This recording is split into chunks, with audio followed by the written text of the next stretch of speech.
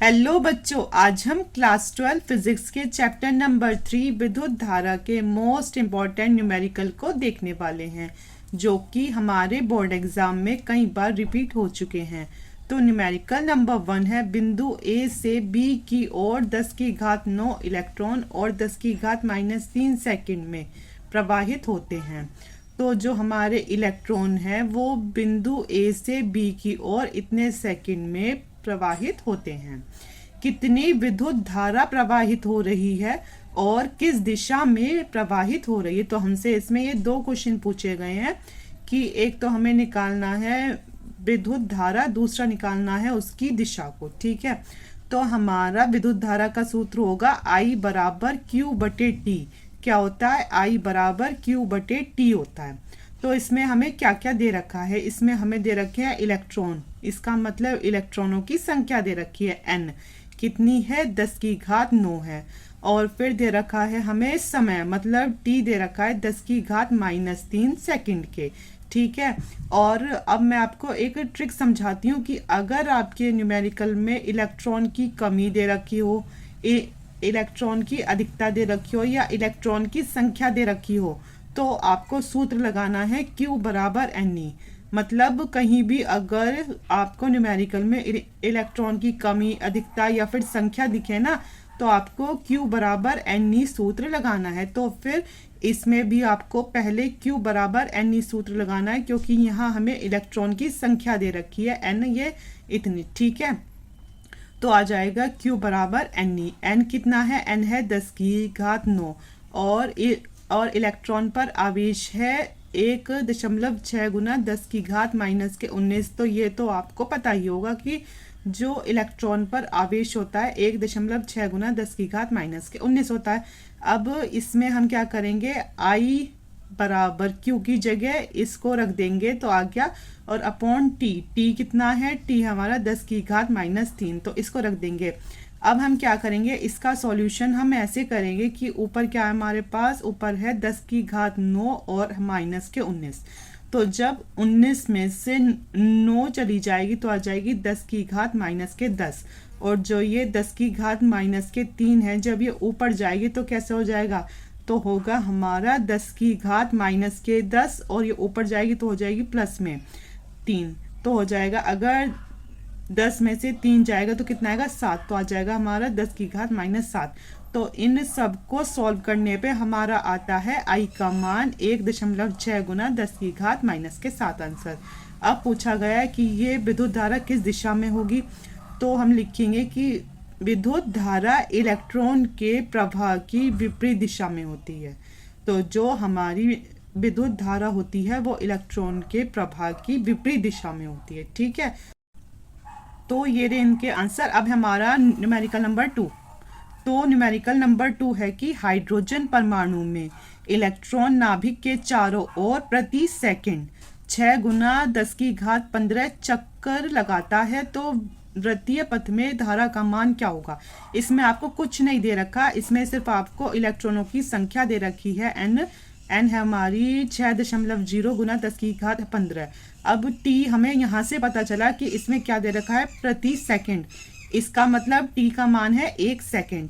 हमारा सूत्र होता है I बराबर Q बटे टी, क्योंकि हमसे इसमें धारा पूछी गई और धारा का सूत्र होता है I बराबर Q बटे टी। आपको अभी बताया है कि अगर न्यूमेरिकल में इलेक्ट्रॉन की संख्या दी गई हो या इलेक्ट्रॉन की अधिकता या फिर कमी दी गई हो, तो हमारा सूत्र लगता है पहले Q बराबर NE। इससे हम Q का मान निकाल कर फिर इसमें रख देते हैं। तो अब हम लिखें कि 1 सेकंड में, 1 सेकंड क्योंकि T एक ही तो है, तो 1 सेकंड में प्रवाहित कुल आवेश कितना होगा? होता है Q बराबर NE। तो Q बराबर N कितना दे रखा है?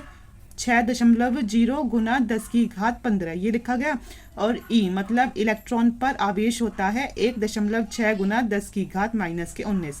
अब अगर 19 में से 15 जाएगा तो क्या आएगा? 4 आएगा ना, तो आ जाएगा और इनकी आपस में गुना हो जाएगी। तो हमारा 16 छिक्का हो जाएगा 960 होता है, मतलब 16 छिक्का हो जाएगा 96। तो हमारा हो जाएगा Q बराबर होगा 9.6 गुना 10 की घात -4।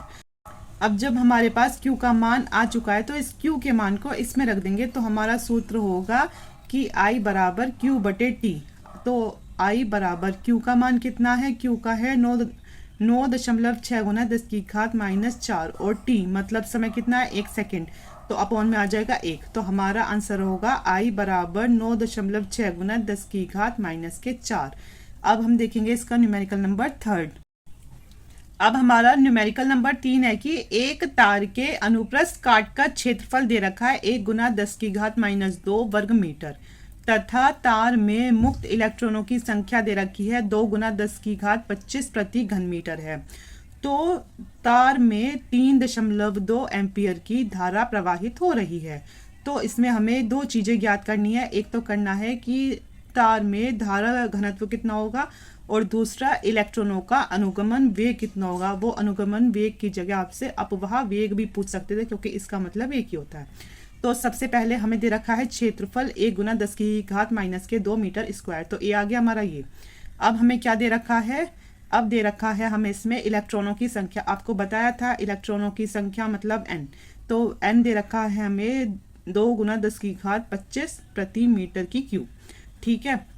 अब इसमें आई दे रखा है धारा 3.2 एम्पियर, तो आई आ गया इतना।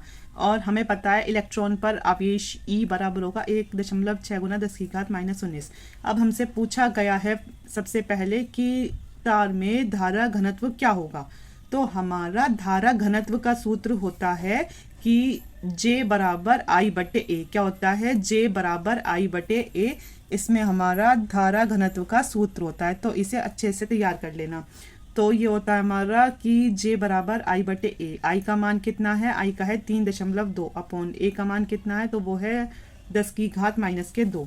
और जब ये 10 की घात -2 ऊपर जाएगी तो ये प्लस की हो जाएगी, तो हमारा आंसर आ जाएगा J बराबर 3.2 गुना 10 की घात 2 एम्पियर प्रति मीटर स्क्वायर। तो ये तो है इसका ये। अब हमारा हमसे अनुगमन वेग पूछा गया था जिसका सूत्र होता है I बराबर NEA/VD के। तो हमें इसमें क्या निकालना है, VD निकालना है। तो फिर ये सारा I के नीचे चला जाएगा, तो हो जाएगा हमारा कि VD बराबर I अपॉन NEA हो जाएगा। तो इसमें होगा कि VD बराबर I का मान है हमारा 3.2 अपॉन N का मान है 2 गुना 10 की घात 25। E का मान बताया था कि A हमारा इलेक्ट्रॉन पर आवेश होता है 1.6 गुना 10 की घात -19। A का मान है 1 गुना 10 की घात -2। तो हमने क्या काम करा इसमें, हमने इसमें 16 एकम 16 दूनी 32 काटा और फिर ये दो आपस में कट गए। तो अब हमारे पास केवल इनकी घातें बचती हैं। तो इनकी घातें नीचे है 10 की घात 25 और ये कितनी हुई 19 और 2 को जोड़ दोगे तो 21 हो जाएगी। अब अगर 25 में से 21 जाएगी तो क्या बचेगी 4। तो हमारा VD का मान होगा और जब ये ऊपर चली जाएगी तो ये हो जाएगी माइनस में, तो होगा VD बराबर 10 की घात -4 मीटर प्रति सेकंड। तो ये हमारा इसका अनुगमन वेग का आंसर है। आई होप बच्चों आपको हमारी वीडियो पसंद आई हो। अगर पसंद आई हो तो प्लीज़ चैनल को सब्सक्राइब करना, वीडियो को लाइक ज़रूर करना, शेयर और कमेंट भी करके जाना। Thank you.